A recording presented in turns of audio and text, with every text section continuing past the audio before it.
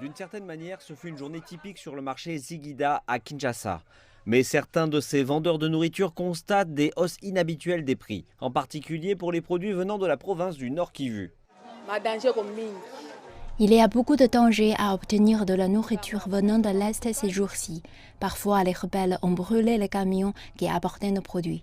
Nous avons subi d'énormes pertes et nous n'avons nulle part où demander une indemnisation.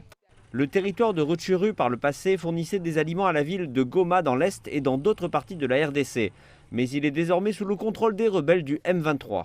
Les prix des aliments cultivés dans l'Est de la RDC ont augmenté de façon significative à Kinshasa depuis que les rebelles du M23 ont commencé à capturer des territoires l'année dernière.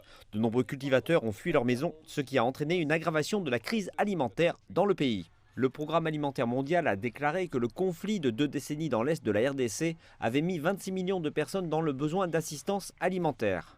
Et le dernier combat a fait empirer les choses. Lorsqu'il y a la guerre dans la partie Est, à Kinshasa, il y a augmentation des prix au marché. Et des fois même, les prix triplent parce que Kinshasa ne produit pas. Et donc, nous sentons vraiment qu'il y a un impact sur les prix. Le M23 est un groupe rebelle dirigé par des Tutsis qui réclament de combattre pour mettre fin à la marginalisation de leur communauté dans l'Est de la RDC. La province du Nord Kivu est riche en minéraux tels que l'or et le coltan, dont l'économie de la RDC dépend pour ses revenus.